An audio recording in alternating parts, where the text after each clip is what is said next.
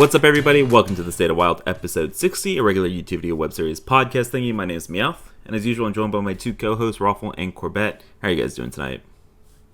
You know, I'm doing good. I've actually started climbing in an upward direction on the ladder this past week. I found a good middle ground between fun and viable decks that don't get farmed completely by warlock. So I actually had a pretty good week in terms of the Hearthstone wild ladder experience. I know that's not been everyone's experience, but for me, it was pretty fun. Found some interesting decks that I enjoyed playing. Yeah, I've also managed to find a middle ground where half my blood right now is just caffeine. I was up last night watching the Masters Tour, which started at about like 1 a.m. my time. So we're coffeeed up, we're prepared to talk about all the wild that I personally haven't really been playing that much this past week. Yeah, I have been playing a lot of deck roulette. I've come back to the deck roulette. It was a struggle, guys. It was a struggle to find 27 decks that were viable. And that was me including stuff like Ignite Mage and Pillager Rogue and decks that aren't very good. And then I had 3 different versions of Pirate Warrior. So it was a stretch to get to 27, but we did it, and we've been playing some deck roulette, which was fun this week.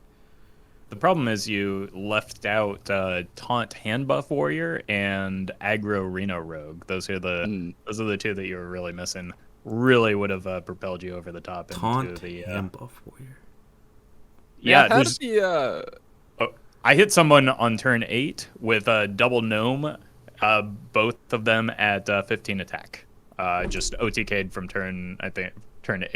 And it was the most very first game I played with the deck is the most satisfying thing I've ever done in Hearthstone. Man, how did the Pillager Rogue gameplay go for you? I assume that went fantastically, right? Well, I high rolled and didn't actually roll the Pillager Rogue, so didn't have to play it. Well, Easy. damn. Okay, I was gonna definitely have to go back and watch the VOD. I thought that would have been entertaining, but I'm not. Well, I was gonna say I need to also make a note now to make sure I check out Ruffle's Taunt Handbuff Warrior video when that comes out because that sounds spicy, super spicy.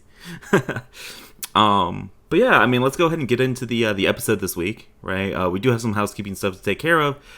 So of course, first things first, if you guys are enjoying the content, whether it's on YouTube or Spotify, whatever podcast distributor that you guys are using, if you guys enjoy the content, make sure you guys hit that sub button, that like, all that kind of good stuff. It's a small thing, but it does support us a ton. You can also support us by becoming a patron over at patreon.com/stateofwild. I'd like to thank our 2 most recent patrons.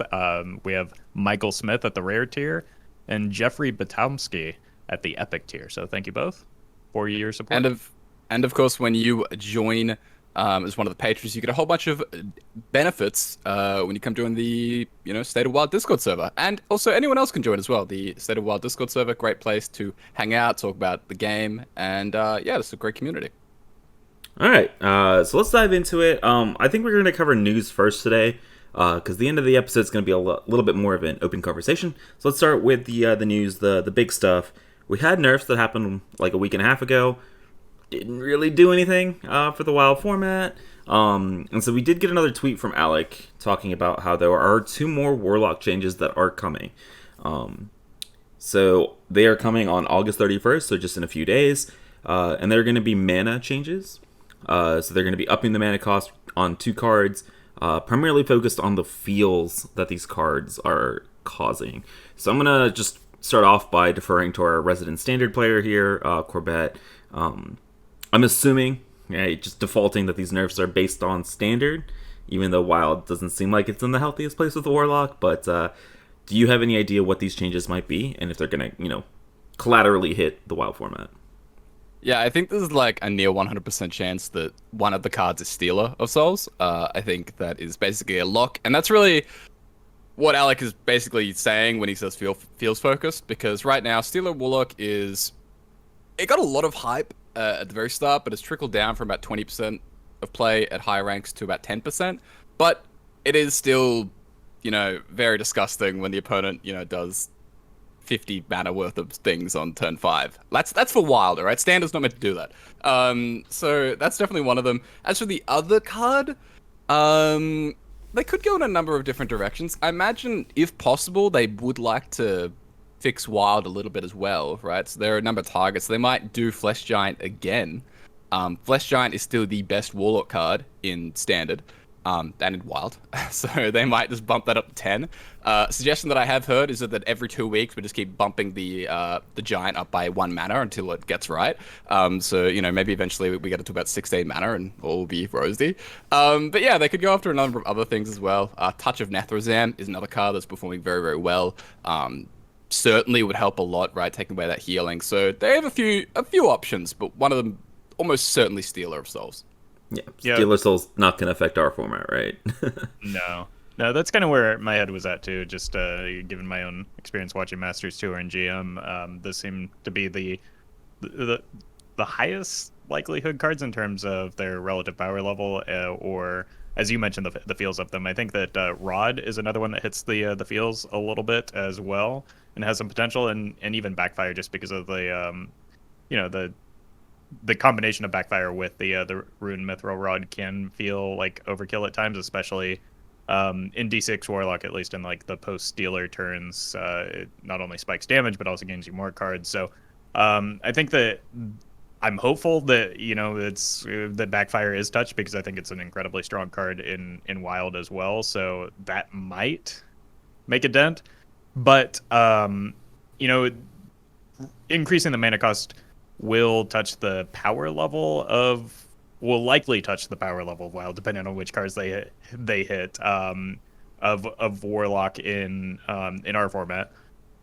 But I don't know if it's going to be enough to like change the polarity associated with it, or even the population with Warlock. So I don't know that it's going to move the needle much. And I would. This is coming from somebody who expected the last wave of nerfs to actually make a bit of a difference, and they didn't. So I'm a little bit pessimistic that it's going to be enough to make much of a change in Wild. Yeah, assuming one of them is Stealer of Souls, that means we're getting one nerf, and because they are confirmed to be mana changes, we're not going to see anything like a rework to the quest or anything like that. Like, a lot of people have been speculating that's like something they might want to see, but these are mana changes, right? That's not going to be a reworking of the quest or anything like that. So I'm just going to throw out something that I'm super hopeful about that's like 99.9% not going to happen, but would like to gauge y'all's interest in this. What if we also have a ban to the Demon Seed that happens with this change? Because it's not... He didn't say no bans, but he also didn't confirm a ban. I don't know, am I just being way too optimistic here? Yes, but I would be all for it. It's a thought that's crossed my mind as well, but I think that it's probably pretty unlikely. But I'd be okay with it if it happened. Yeah, I think that rather than doing a ban alongside a Warlock nerf, they'd probably just nerf and then see if it's still a problem, right? Like if they do up Flesh Giant or something else, then I don't think it's very likely we get both at once. It is kind of funny that if Stealer of Souls gets reverted, or it gets nerfed, there's no chance they revert a ban, right? Like that's staying banned. If it just goes to 5 mana, there's no way, right? There's no way chance, right? Yeah. I don't think so. But we say that, but I would highly doubt that if Stealer went to 5. However, if Stealer of Souls went to like 7 mana, or like even maybe 6, they might think about it. But God, probably I really hope they don't. Because it's kind of like only bad things can happen, right? Like, what is the upside? Oh, Stealer plot comes back, and then you're in the same situation a little bit. So I don't know. They'll probably just wait until it rotates and change it or something. I mean, are you in the same situation though? Because would you even play Stealer of Souls Warlock at 4 mana in the current metagame, let alone at 5 or 6 mana with a plot twist? Like, that's not fast enough anymore? I'm picturing Mithril Rod into plot twist, and then like discounting like a whole bunch of stuff. I don't know, in that kind of deck, but I don't think you're wrong, right? I don't think it would be strong. But I also think it would make a lot of people very angry if even if it wasn't very good. Yeah. So it's just kind of a bad look regardless. But I think that if things don't change by rotation, which is a long ways away, and things are likely to change then, but potentially only get faster, like maybe they just don't touch Stealer, or after they do touch Stealer, they just allow it back into Wild after and revert the ban when it rotates. Like, I don't know. Things are pretty crazy right now in terms of the relative speed for the format that we're compared to what we're used to. So I don't know. It's like the problem with Stealer in the past is that it was way too fast in terms of the combo and either the mana that it could cheat or the combo that it could pull off. Now it's like, well, turn 7, why am I waiting that long to kill my opponent? I'm potentially already dead then. Yeah. That's kind of crazy that we're talking about how Stealer Souls, like this obscenely powerful card from a month and a half ago, we're talking about like it being too fast, or just like the meta being too fast for that deck. Like that's crazy to me. That was one expansion ago. Was it even, or was it was the mini set? So it was like 2 months ago. Yeah. That's insane, right? Bit of whiplash. So these two changes are coming August 31st, and so they did say that they're going to give it about 10 days to decide if more changes are needed, and if more changes are needed, those decided changes will go live later in September, so probably like the third week of September. So we would have a little bit of a gap there between some, additional changes if like the change to Flesh Giant or whatever they hit doesn't hit Warlock a ton. And I'm going to be a little bit pessimistic here. I didn't think that the nerfs were going to do anything to these Quest Warlocks. I was on like the opposite boat. I was like, I still think that Quest Lock was going to be kind of busted. Still was. If they just make one change here, I don't even know. Unless they absolutely delete Flesh Giant, like they make it 15 mana, like I still think Quest Lock's going to be absolutely insane, right? Like if they just make one mana change, I'm not sure. Because it just, I don't know if you guys feel the same way, but it does feel like it's still just like much more powerful than anything that's not like a hard counter. So yeah, I think if you delete, one card from the deck, it still has 28 other good ones, right? Like I'm not convinced that there's any singular card that could be removed from the deck other than the Demon Seed that would, that dramatically reduce its stranglehold on the metagame right now. Because again, it's not just its relative power level; it's the popularity. The popularity is kind of entangled with the power level, as we've talked about many times in the past. But like the polarity is still going to be there even if you flat out delete Flesh Giant. Yeah, I think I don't know, like if you get rid of the Flesh Giant build, right, and that only leaves the sort of the Cataclysm approach, I think that deck is actually like not too I think it's on a very similar playing field as a lot of the other strong decks like Quest Druid or Odd Hunter even, or Shadow Priest. Like I think it's not really that far away. The issue is just how polarized the deck makes the format, right, specifically. And if that deck goes untouched via a Flesh Giant nerf, then the format probably doesn't change that much overall, right? It's because it does put that hard cap on things. Yeah. All right, we'll dive more into this this conversation with Warlock, I think, a little bit later in the episode. But I want to touch on some of the other big pieces of news.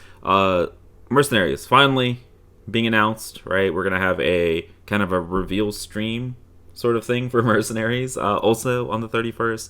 And then I believe you guys said that it's coming out maybe early October for Mercenaries. So excited to see finally what this does. Yeah, we believe so. There's a lot of little leaked information and things going on with Mercenaries. I'm trying to remember, but yeah, about mid-October. Unconfirmed.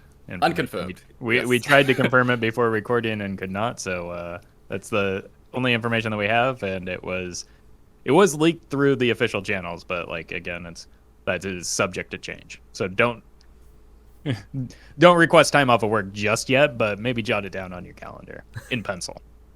But I'm excited to see what Mercenaries is going to be, right? Like it's been so hyped up for a very long time. They announced this like what, 4 or 5 months ago, 6 months ago, and so. Or no, this was the end of last year, right? It was supposed to come in like phase 3 of last year, I believe. Yeah, they hinted at a new game mode, and then I believe they unveiled the name and everything with BlizzCon, or when that happened, right? Yeah. Yes. Yeah. So, but BlizzCon was delayed last year, so it was actually, I think, at the beginning of this year. So it has been a few months coming. We were expecting it a bit sooner. They've clearly been working on it for a while because they had at least some indication of what it was and some, stills of the gameplay, not gameplay actually, but like the maps and whatnot during the reveal. But soon we'll actually get to see what the proper gameplay looks like, because I think there's been a lot of mystery surrounding that. So hopefully we'll get a good sense of how you actually play the game mode, and what that'll be a good assessment of whether or not you personally will like it, if you can actually see it in action. I'm looking forward to it personally. Yeah, my expectations are pretty sky high, to be honest, which isn't good, right? Like low expectations are indeed the key to happiness. But I think with like the standard they set with Battlegrounds, right? Like Battlegrounds is such an amazing hit and such a deviation from what Hearthstone was previously. It does set the bar extremely high, I think. Yeah, because they did mention that unlike duels, this is really meant to be a like separate tier of game mode on par with both Battlegrounds and just Cardstone, I guess you could call it, regular old manual Hearthstone. So it'll be interesting to see if again, I think a lot of people share those high expectations after Battleground, so it'll be interesting if they can live up to that. Yeah. I mean, after duels, I'm not expecting anything. Like, I know we had Battlegrounds, but after I got excited for duels and that kind of crashed and burned, I'm the opposite of Corbett again. Down expectations. I have no expectations. I'll see the gameplay and then I'll get excited for it. But right now, I've got absolutely nothing. We'll talk about it, I guess, next week once we actually like see everything on Tuesday, and then we all get excited and we can talk about it then, and like how we're all quitting WoW for it. And we're gonna change the name of the podcast, but in fairness, I think duels is pretty much where it was expected to be. It's kind of like a arena tier gameplay. People still do duel runs, and it's still like not a bad, like if you're good at the game mode, you can earn some gold and you're while having a good time and playing some broken combos and shenanigans. But I think it's about where they were probably anticipating it would be, if not maybe a little bit lower. But it wasn't meant to be a Battlegrounds level like disruption, I think. Well, Roffle, where were you earlier? Because Meowth and I, we got so hyped about duels when it was all coming out and stuff. We were so high on that. We were higher on duels than we were Deck of Chaos, if that tells you anything. My god, that's high. Jesus, that's unreal. I'm just telling the truth, man. I'm just telling the truth. That's how high we were on duels. And then I played it for a couple days, and I was like, all right, nobody else is playing this, so I'm... I gave it 3 hours, and then I was like, I think I'm done here. Okay, well Meowth, if duels, or if Mercenaries doesn't live up to the hype, then you can throw this back. It'll be me. It'll be me with egg on my face, and Corb. He's always there.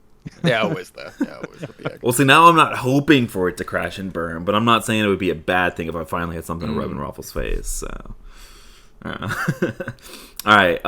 So the last little bit of news here.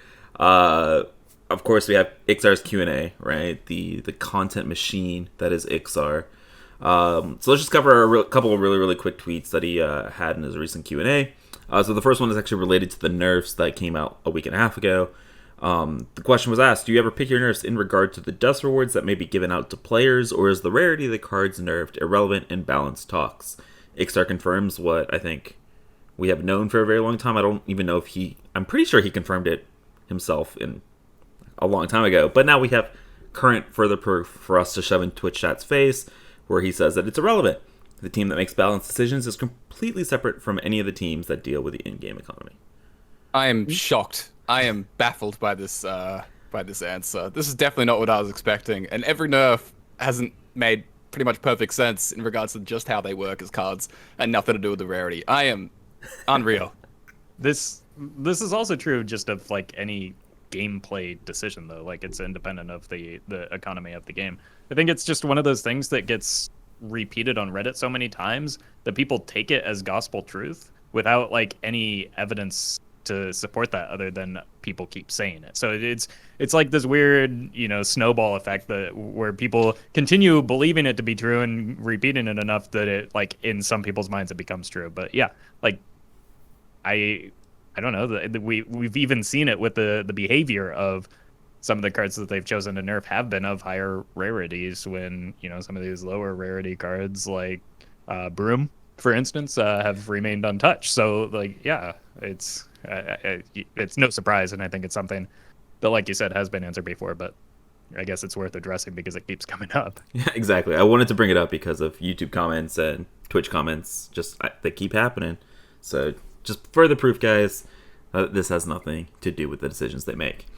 All right, the next one was a gameplay question that was asked that I actually found really, really interesting that I wanted to talk about. So the old version of Mistcaller that wasn't printed, like the current version of Mistcaller is like a 6-mana 4/4, give all minions in your hand and deck +1/+1. It's unplayable, right? Don't worry about it. But this tweet said there was this old design of Mistcaller that was scrapped due to it changing the nature of Hearthstone. And since Hearthstone has changed a lot since the Grand Tournament, could an effect like this find a home in today's Hearthstone, and what class? So the scrapped version of Mistcaller was a 10-mana 7/7 with Taunt. When you take fatal damage while this is in your hand, prevent it and summon this. So kind of like a pseudo ice block surprise effect kind of card. And then Ixar replied, cards like that don't get made because they surprise players in a way that makes them think they don't understand the game anymore. If you attack an enemy hero and this happens, it sends the message that it could happen against any class at any moment. So basically, no trap cards, right? or anything like that. I'm interested in y'all's opinions about this because I think this card is sick. Like, I like cards like this, but I also can kind of see Ixar's reasoning as to like why they don't want to introduce this kind of card for the more general, population. No, the card is objectively awesome. Like, it's a really interesting, cool design. The problem with it is that, like, first of all, in our format, this is going to be coming down very early in the game, and not only is it going to be a big surprise, it's going to be way too many stats coming out for free. So, like, I think that there's, some concern there just in terms of what it does. There's the, like, the polarizing nature of, did I draw it in time before I died, and like, what can I do after this, how much mana did. So I mean, there are a lot of things to consider, like, maybe not in this exact thing, but I think that there's something about or to what Ixar is saying beyond just like the words and numbers that are on this card, that Hearthstone is very good at providing information to both players. Things aren't necessarily face up all the time, but like, you have the information that you need in order to make decisions most of the time. It's not perfect information like a game like Slay the Spire or even chess, where everything is face up, but with things like secrets, that they that they're in play, that you have to play around them, your range of decisions that you have to choose from. With this, it's just kind of like, it is a big surprise. You bash your opponent in the face, you think game over, and then surprise, you've got a 7/7 taunt to deal with. So that would be a really, really feels bad man situation to play against, even if it feels really good when you do it. So I can understand his reasoning on this. Yeah, this is sort of the defensive version of really what they've been pushing in terms of like offensive win conditions, right? Like, they want the quests to be things that players can see and that build up over time. They want Cthulhu to be something like that. They don't want uninteractive Leroy Jenkins OTK 30 damage from hand type stuff. And this is just the same kind of thing with a defensive kind of take on it, right? Where you don't get to see it coming. I still would like to see them. I know that their design philosophy isn't, but like, I don't know. The trap cards are like my favorite part of Yu-Gi-Oh! Like, nah, dude, you don't get to do that. Here's this, right? Instead, yeah, but they're I don't know. I mean, secrets are. I didn't play Yu-Gi-Oh, so I'm not well versed in trap cards specifically. But like, I feel like there are better ways for Hearthstone specifically to do things like response cards or instant cast type things than just, you killed me, just kidding, now I have a board lead. Like, like that. This specifically is kind of bad, and I think that even outside, like, the surprise nature of it, when the game should be ending, is, I think, the big oof with this card in particular. All right, so the next question is a wild specific question here. Talking about rotation. So, when will cards ever receive nerfs when they rotate to wild only instead of buffs and restorations? So Ixar says maybe, but that does seem strange, because if a card was a problem enough that we'd nerf it when it went to wild, we'd probably have already nerfed it or banned it in wild while it's in standard. So that's interesting. A couple of cards are coming to mind as to like reasons that this question might have been asked. So like stuff like Raised Dead and Broomstick, cards that are not issues in Standard, but are like have been very, very powerful for a fair bit of time in Wild.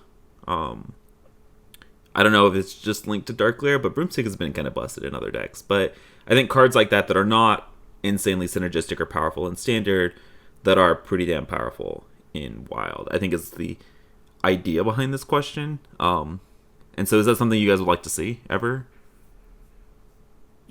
Yeah, I was kind of confused about the initial question too, but you brought up some good points. I think Black Mage, Ancient Mysteries are other examples of similar situations that we've had in the past. So it's certainly possible that it's not necessarily just the raw or inherent power level of a card. It's the synergy associated with other cards that make it strong and wild at times. So I could see that happening, but it also doesn't seem like he's not open to the possibility of changing a card in either direction when it rotates, because I mean, what's the difference at that point? So I don't know. Yeah, I mean, this is kind of weird to me just because it's kind of what a ban would be, right? Like a ban basically replaces this, because if it is a problem in Wild, not Standard, then you ban it. And if it's not enough of a problem where you don't want to ban it, then that's just that's not really the changes they tend to make for Wild, right? They don't tend to make very like curated bounce changes. I mean, I think they should maybe, but that's not what they've traditionally done. And so, yeah, I just don't really think this is ever something that would pop up. It would have to be, I can't even imagine like the scenario where they really want to go this route based on precedence. Well, I would assume it would be on like cards that were released prior to the introduction of bans, right? So it would be nothing that is printed like now forward. But wouldn't they just like if something was an issue, they could just ban it now, like even if it's already come out previously. They could just ban Dark Lair right now if they wanted, and not nerf it when it, or something like that. I mean, I guess. What's the difference? Well, I guess the difference would be that like we've played with these cards for a year and a half, and like nerfed versions would still be like strong and playable. They just wouldn't be like as insane as they are. But Meowth, Wild is the place where you get to play all your favorite old cards. So I don't. Yeah, and you still get to play them. Instead of having them banned, right? You still get to play them. Yeah, I mean, it's a curated experience. Like, it's a curated. They're trying to like actively change the Wild format to balance it and things like that. But that's not really something that they really do. Yeah, unfortunately. But I don't know. I'd be interested to see if there's ever a case. I doubt there was, but it was an interesting thought experiment. Like, yeah. If there are other like suggestions, like I think Flag Mage is like a potential example of a card like that, right? That when it was released, it still does nothing in Standard. Secret Mage has not been a thing in Standard forever, right? But they printed it and we were just like... Secret Mage was actually good there for like... There was a tiny little patch there where Secret Mage was actually okay a few months back. I must have missed it, dude. It must have been when I like completely didn't pay attention to Standard. Yeah. I think you just blinked, is all. Yeah, it's okay, Meowth. None of the Standard players recognized either. It was one of those classic solid decks that like 0.3% of the player base is using. So hashtag even power, indeed. Yeah. One of those. Yeah. All right. This one I included to talk about just for Roffle. Okay, just for Roffle. But Amick, a friend of the podcast, asked the question, would it be possible to change all the old Burgle Rogue cards to the newest designs? So basically changing it from a card from your opponent's class to a card from a different class. Ixa replied, reasonable question. Whenever we think about changing old cards, there are unintended consequences of the decision, but I'll bring it up with Alec. Roffle, you might be getting some huge buffs to Burgle Rogue coming soon. Not necessarily call it huge buffs. I would just say that like it takes away some of the really, really bad feeling that you get queuing a Burgle Rogue with old cards into another rogue, and like what's the point of academic espionage at that point? Like you just kind of get punished for running those cards in your deck. Blink Fox could be a little bit more relevant. There are a lot of reasons that like I think that this is just the way that they clearly want to go with the Burgle mechanic, so just retroactively change it, and I'll send you a Christmas card. How about that? Yeah, this feels more like a mechanic change than like a card change, which is should be universal, right? Like a mechanic change should Well, affect all affected cards. So they could totally I'd they hope could they do totally this. make it like a keyword, right? Like Burgle. Like Yeah. yeah, just get a card from your Yeah. opponent's class. I mean, So, I call hold them on. buffs because I feel like you play Burgle Rogue to have fun, right? And you're gonna have a hell of a lot more fun and want to keep playing the deck if the Burgle Rogue cards work this new way instead of the old way.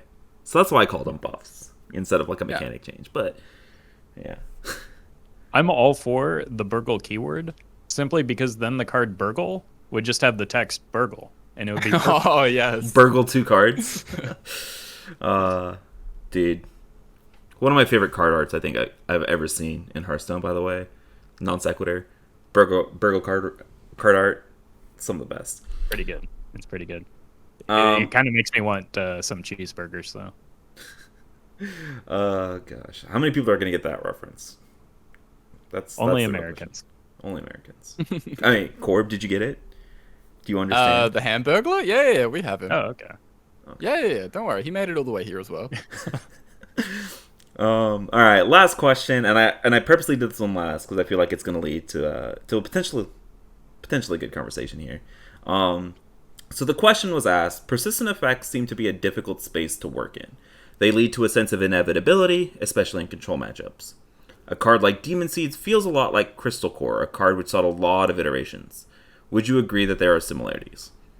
Ixar replies, there are definitely upsides and downsides, presumably to persistent effects, right? Having direct objectives for a deck makes building that deck distinctly different than other decks before it. However, if you pay a steep cost in deck construction, you should be rewarded appropriately. Appropriate rewards for steep deck building costs need to be quite large. So large, they are usually game-ending. I don't think this means that these styles of deck should never exist, but there is a reason we don't do quests with huge rewards every expansion. So I have some thoughts about just kind of persistent effects in general that are game ending, but I'm interested in y'all's thoughts, at least on Ixar's replies here first. I don't think that there's anything inherently bad about persistent effects or anything that necessarily even limits control matchups necessarily. I mean, we've had examples of those that don't necessarily do that. In something like Frostledge Jaina, that's a beloved card that has a persistent effect of giving your elementals lifesteal. I mean, that's that fits the description that Ixar gave. It's just powerful, theoretically game ending in some situations because it allows you to recover your life total.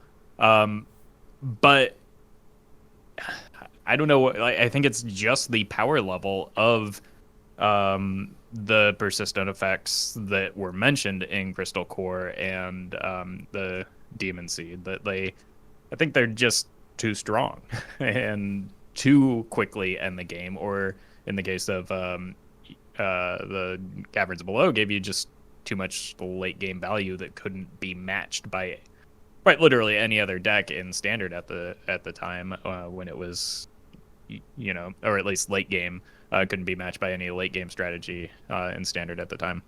Yeah, one thing I would maybe deviate from Ixar, though, is the steep deck building cost. I don't think there is that for the Demon Seed Warlock. You can make an argument that there was for the Caverns Below because you were running a lot of what looked like really bad cards. That's why people underrated it severely in the early or prior to Un'Goro being released. But the Demon Seed, you're just playing kind of good cards in Warlock, and maybe it's just because we have dealt with Dark Glare for so long that we're kind of used to those kind of cards, and there's already a shell of an archetype there. But it doesn't seem like it's being asked a lot to run the Demon Seed, which just chops down the game length.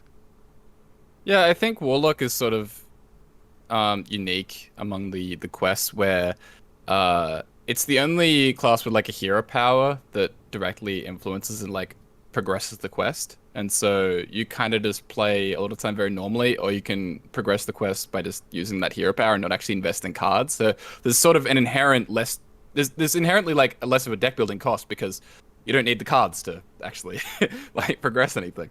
But yeah, as for the persistent effects, I don't really have a problem with it. What's the difference? Do you think there's a real difference between a late game quest persistent effect versus like odd paladin hero power. Like I know that's kind of a strange comparison, but like hero powers are sort of just inherently just like, oh, for the rest of your game, every time you hero power summon an extra dude. Like they're not that Well, I different to mean, me, even if they take up different spaces, sort of. But well, I would say the impact of the persistent effect, right? Like of a quest is much higher than the persistent effect of the hero power, right? And exactly, so I guess exactly, and the well, it's also tied to like when they come online, right? yeah. That's yeah, and so that's the difference, right? It has to be bigger and better because it comes on later. But I guess what I mean is that just means that every persistent effect is tied to how fast you can do it and how strong it is, and so I don't think it's inherently a problem. Well, I guess my issue is with the persistent effects that, like, I I have issues with a couple of the quests that they've released, like just this expansion. So, like, it's not just like the warlock quest, right? It's also the warrior one. It's also the hunter one to a lesser extent. I know hunter finally has like a viable deck that's popular, and I hate to like crap on it, but they come online really quickly, right? Let's say turn 5, turn 6. And then like the moment they do that, they end the game.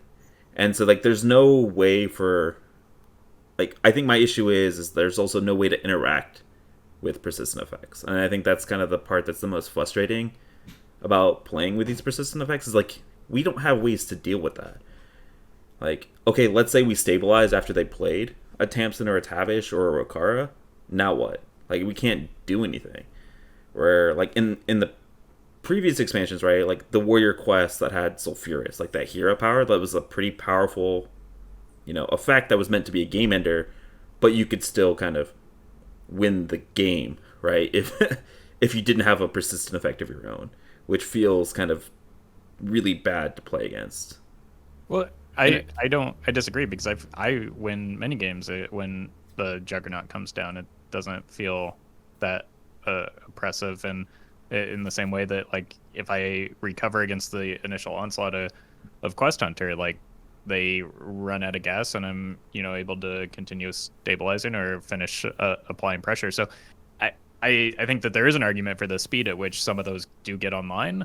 But again, I don't think that the problem you're describing is inherent with the persistent nature of the effects themselves. I think it's the relative strength of them and how quickly they are established and in play. Like the problem is they're just potentially too strong. I don't know if I want to say that necessarily about the Pirate Warrior quest or the Hunter quest right now. I think that the latter especially is benefiting from the prevalence of Warlock right now, and it feels a lot more beatable than people seem to think. But those I don't know. I don't think it's the persistent nature of the effect.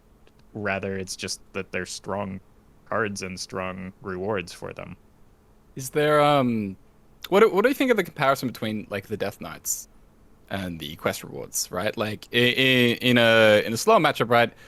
Like a Gul'dan and the Gul'dan hero power and the idea that you can never really pressure and outlast the Gul'dan hero power, or the Anduin. The Anduin comes down, all of a sudden every single card they have deals like 2 damage. There's not really that much of a difference to me between something like Anduin and Brakara in Pirate Warrior. Yeah, they're different, but like they're just late game bombs that both generate a ton of value and tempo. And I just don't think there's necessarily that much of a difference in the sort of late game gameplay that they force necessarily. So I don't know. Like I think that's fine, and it's a specific like there's a lot of quote unquote persistent effects and like things that. Fair enough. I guess my Like, main clear- issue yeah. with the quest is like you can't interact with the quest itself because we don't have like a quest eater, right? We don't have one of those, and then We also shouldn't. That would be I know we shouldn't. I'm saying like we don't have any way to interact with the quest, right? That's like we don't have any way for them to not to disrupt them having the quest, right? And they progress and they complete their quest, and then generally a lot of people you don't have any way to interact with that. They complete the quest and play it in the same turn, and once they play it, you can't interact with that persistent effect. And I think that's kind of my main issue. Is like at least with Gul'dan, right? You can clear the board, okay, and then it's a hero power that they only get to use once a turn, and the impact of that hero power compared to the impact of Rokara. Rokara's impact is like 10 times better than the Gul'dan hero power, right? I think so. I think Rokara is absolutely busted. And then like Anduin is also like, it's really small window to interact, but you have like people were doing it with Finley Wizard and stuff like that, right? I think a lot of my frustration personally, I know the power levels, and I know that's a different discussion. I know I'm playing Hearthstone, and Hearthstone has limited ways to interact with your opponent anyways, but I think the most frustrating part about these is these game-ending effects. They come out, and I have no way to stop them from doing their game-ending thing, right? I think that's kind of where my frustration comes from. I think that, yeah, there's some, I think, weight to your argument that like the lack of interactivity is there. Maybe less so with the Hunter Hero Power, because the Hunter Hero Power is just Raza Priest but faster. I think the speed is what makes it less interactive, because you don't have the time to draw the cards that could potentially counteract that. And on top of that, you can't play the decks that can run the cards that can counteract that because of the nature of Warlock right now, because you'd be crazy to be running Finley Wizard in a Reno deck, because you'd be kind of crazy to be running a Reno deck right now. I think with Rokara, yeah, I don't know that I would say that her impact is greater than Gul'dan's necessarily, but there is certainly more counterplay just because of you can't do anything about the Juggernaut once it's in play. And because they're completing their quest line so quickly, you can't ever really expect to Dirty Rat or Mutanus a quest reward. Whereas you can polymorph demons, you can shuffle them in with Psychic Dream or whatever the case may be. So there is some amount of interactivity there that in part because of the speed at which they're online, just isn't possible with quest line rewards. So.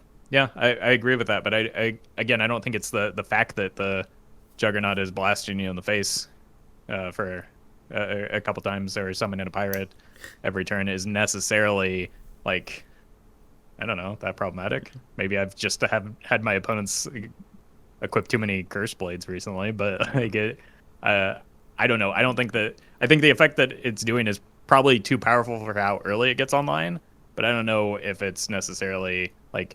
There are a lot of situations where Gul'dan just ends the game because you just hit them on the backswing and they're dead. I don't know. I mean, I'm just saying this because like I had a couple games where like I was able to ban Warlock, right, in a competitive setting. And I was like, okay, I can beat the Pirate Warrior. I have a couple of slow decks. It's fine. And then they just like play Rokara on turn 6, and even though they have no cards in hand, right, I am getting outvalued by the single card that didn't have any way to interact with, right? And so I feel like these persistent effects, probably because of the speed that they come online, and I will concede the fact that that's probably a huge factor in my feeling about these. But when it feels like an aggro deck just shoves the quest in their reward, and they just kind of automatically get to out-resource and out-tempo any control deck no matter what, right? Unless that other control deck is also running a quest. But then it becomes like, hey, who gets their quest online faster? It's probably the aggro deck that's running more low to the ground pirates, right? Rather than like the Reno Pirate Warrior or the Odd Pirate Warrior. If that makes sense. And so yeah, the quests, obviously they're designed for standard, but I think that the very specific requirements of each quest, when it comes to wild, things kind of just break open, right? Like we're not meant to have secure the deck and claw, like the druid quest isn't really balanced around that. And the same thing for the pirates, right? Like we're not meant to be able to play out an aggro pirate deck that completes the quest in turn 5, plays Rokara on 6. That's just not how they were really made for standard. And so in hindsight, it is kind of like, I'm looking back and I'm thinking about my like card reviews. It's like, why was I so low on these things? Like, why did I not sort of inherently see what was going to probably happen with a lot of these quest rewards? Because with the card pool being what it is, of course they were going to come online just lightning fast, and I probably just underestimated I think just how good they were. Yeah, I think the speed at which they get online is hard to gauge without playing them, though. Especially when some of the quests that we've seen in the past have had similar numerical requirements, like Awaken the Makers, for instance. 7. That's you'd think, well, 7 Death Turtles. That's about the same as what like 7 pirates that you have to play for the Pirate Warrior. But it's just not like Yeah. pirates are really tend to be low cost. There's also the addition of not only Anchor, which draws you in more of your pirates, can be drawn off of the quest, or the initial quest line, and then also the introduction of the Harbor Scamp, which just like they're not running out of pirates until they've dumped them and Rokara into play. So yeah, I think a lot of what you're describing is really the speed at which they get that in game in play, and that applies not only to Pirate Warrior, which we've been kind of fixating on, but also Quest Warlock. The speed at which that can get online is much quicker in Wild than it is in Standard because of the plethora of synergistic cards in the format. Same applies to Hunter, like what is it, Twin Shot or whatever the rapid fire. Rapid. Quest line tier 1 in Standard if rapid fire exists. Like an opponent draws 2 rapid fires against you, and you just throw your hands up, and you're like, well, I guess I'm kind of dead on turn 5 or 6, depending on whether or not they have the coin. So yeah, I think it's our assumptions were a little bit biased by the seemingly slower rate at which these quest lines, which have multiple stages, would be online compared to the already slow quests that are not really all that playable in Wild at the moment.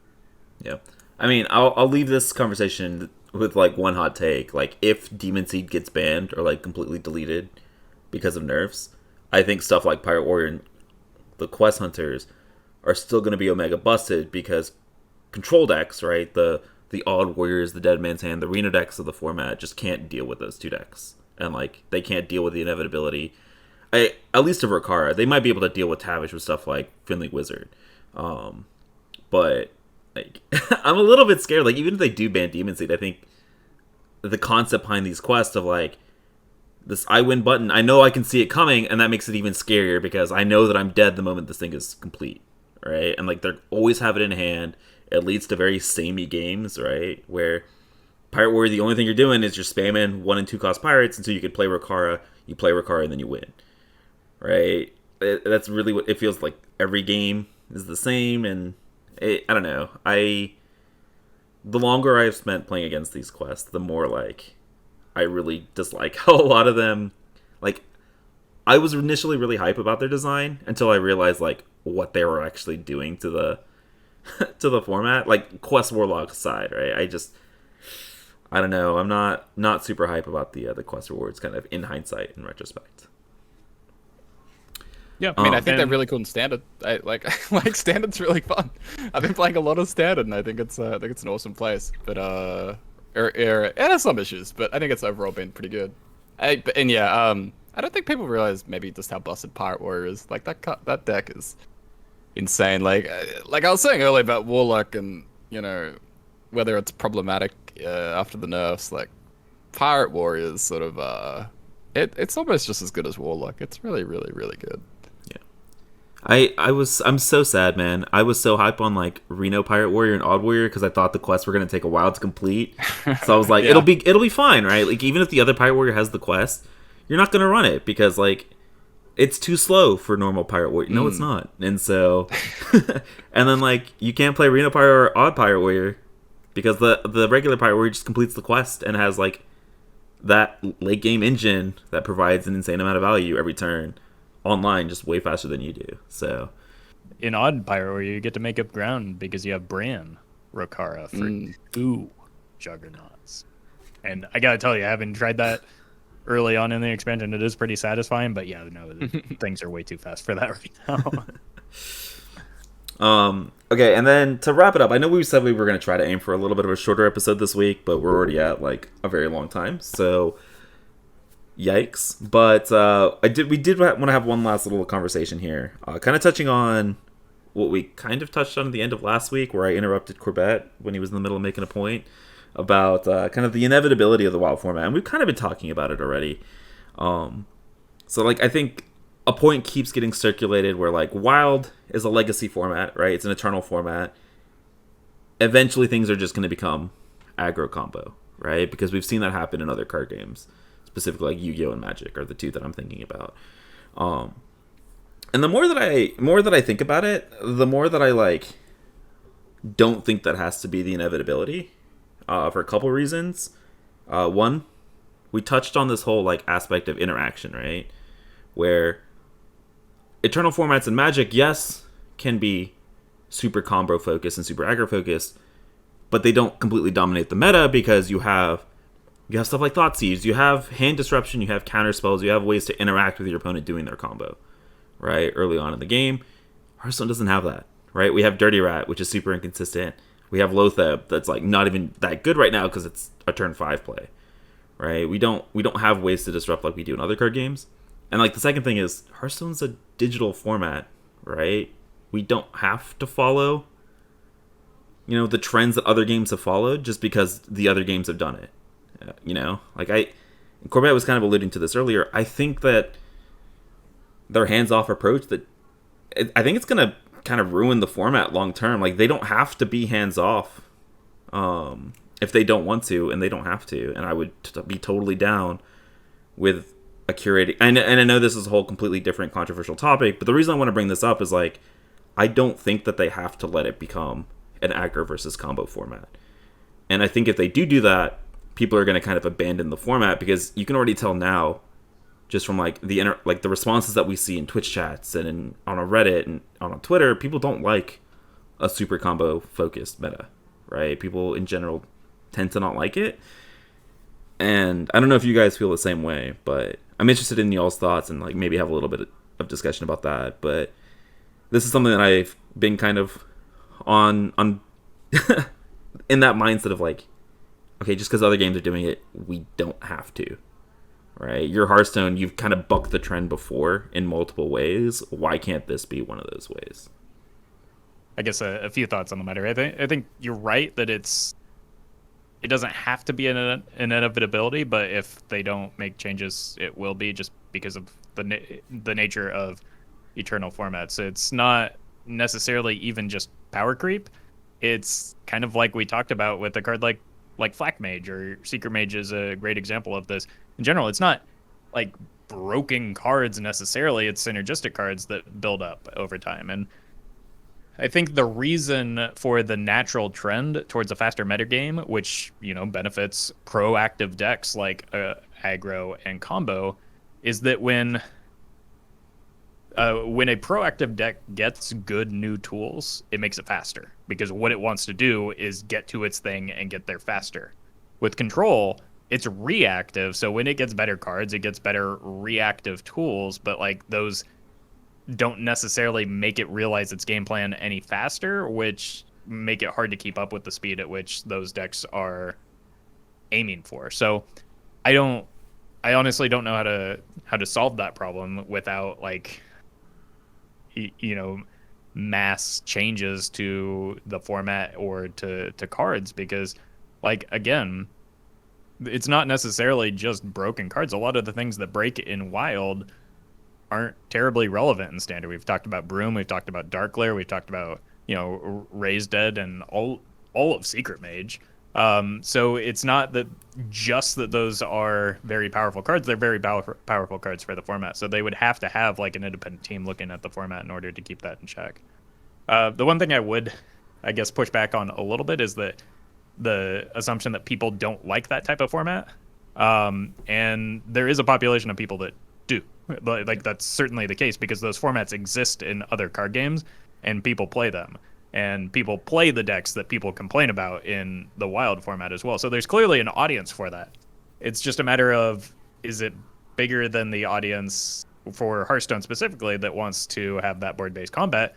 And I would probably lean towards no, because that's what Hearthstone has been, for, 5-7 years now, is a lot of minion trading. And that's what a lot of people expect for it. Now, that's just not really happening in the Wild format right now, or apparently in Standard a lot of times that board-based combat isn't really there, and that gets old after a while as well. I think that just repetition is, for me at least, not something that I enjoy. So I don't know. I don't see it changing anytime soon, and I don't honestly know what a good solution is that doesn't include like a mass overhaul to the format, like I said. Yeah, when I talk about it, as being an inevitability, it's like it's inevitability. It's inevitable based on current nerf philosophy, right? Like based on what they currently do, it's an inevitability. It doesn't have to be. Like they can do whatever they want. If they want to go gut 120 cards, they could. Like, so that's more what I'm aiming at. It's a great point that Roffle makes about the synergy, and the fact that aggressive tools tend to have a lot more upside in terms of synergistic. They tend to have a lot more synergistic upside, because how often does removal really have synergy with other removal? Like, does Defile ever really work out that well with other like control tools? Right, Defile's Defile. And at a certain point, if the aggro decks vomit out like more stats than a Defile can handle, then it just scales worse over time. Like, it doesn't get better with more cards. So that's a great point. As to, like I don't know. Again, we can talk about the if it's always going to be like this, but it always depends on just how often they nerf things and what they do.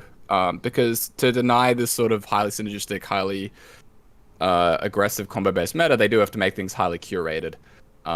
Because ultimately, what every deck is trying to do in Hearthstone is cheat mana, right? You're trying to do more stuff than you should, quote-unquote, be allowed to do. Whether that's a slower deck or a fast deck, whatever. You're trying to, like, get to a position and make powerful plays, and powerful plays are inherently plays that, cheat the curve in some capacity.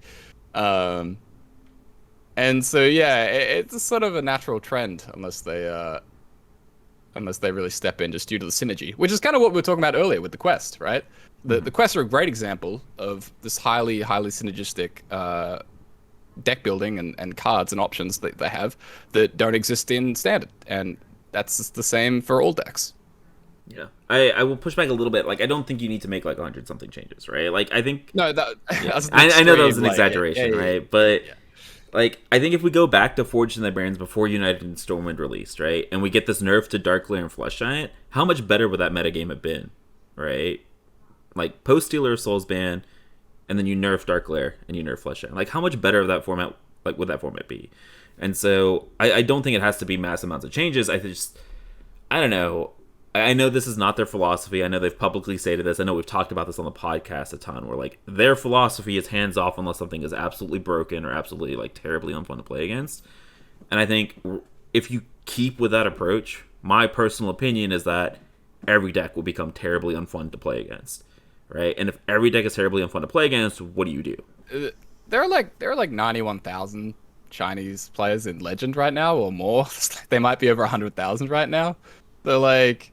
And even Wild right now has, I think, over 6K on NA or something like that. So there's like a lot of people still playing the format a lot. Like it looks like there's even more people playing right now than they did at rotation, which is kind of nutty. Like, this seems to be a very successful expansion in terms of player engagement, funnily enough. And so, yeah, I don't know. Like I think this expansion is very polarizing, not in terms of just the gameplay, but in terms of the reception, which is something that Ixar actually mentioned in the AMA that he did.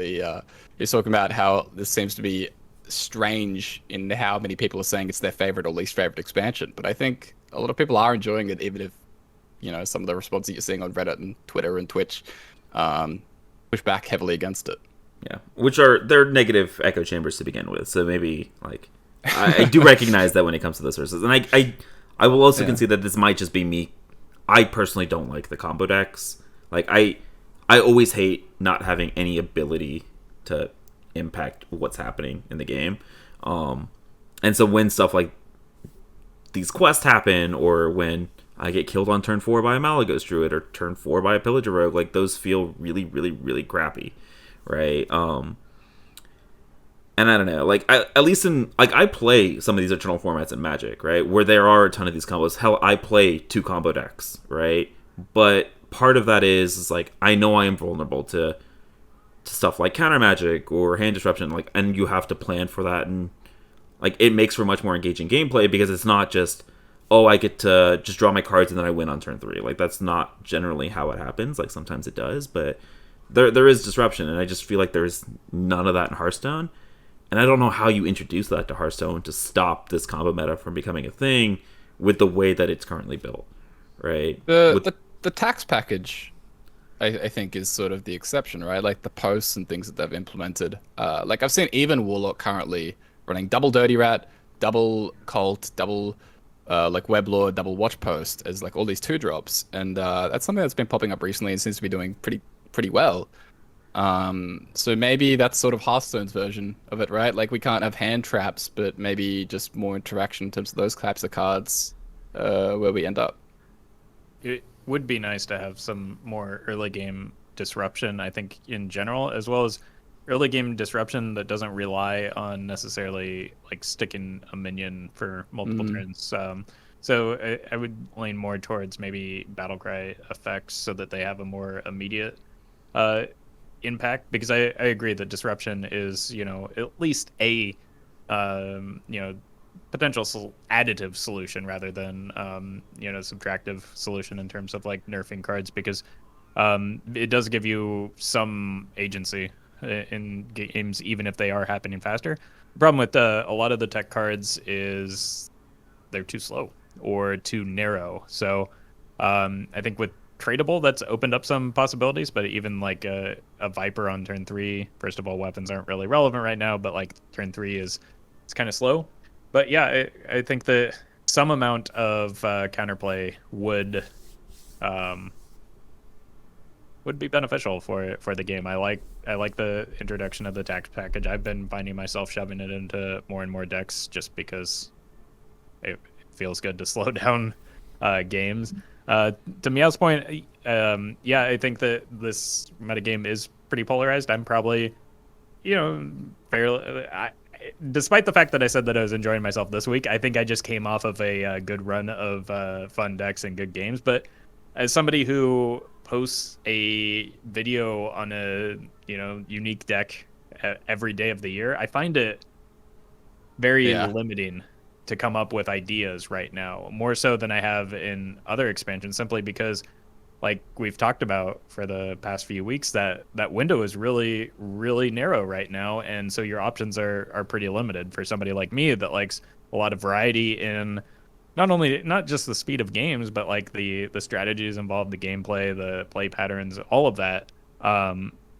It feels pretty limiting as a result of how things are trending right now.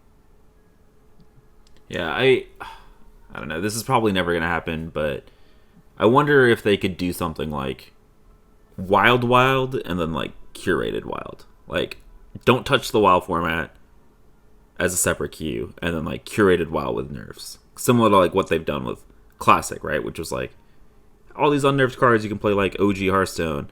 I want to be able to still play with all the cards and explore all the synergies and everything like that. That's like what drives me to the format.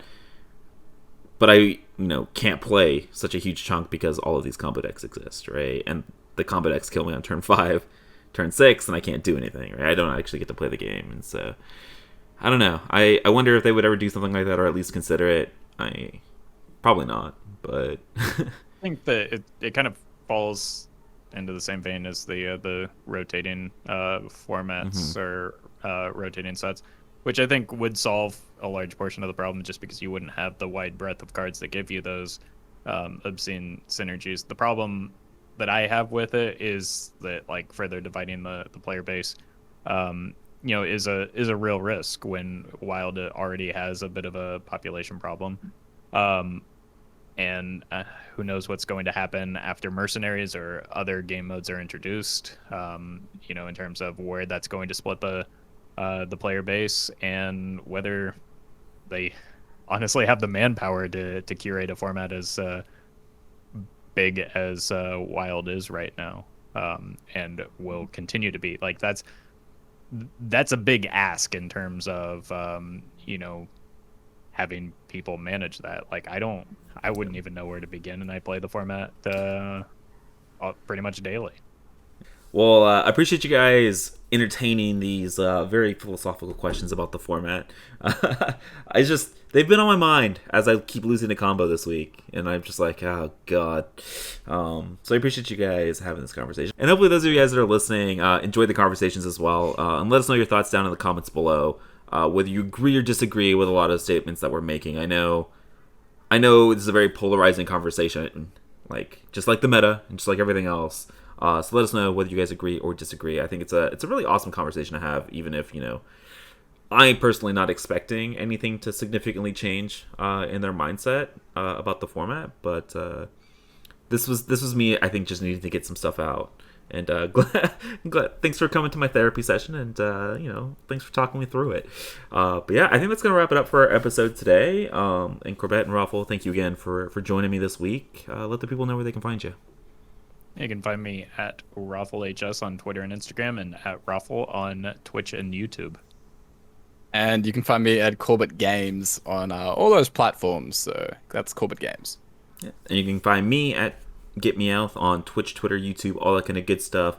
Again, we appreciate all of you guys for listening to the end. Hope you guys enjoyed the episode, and we will see you guys next time. Later.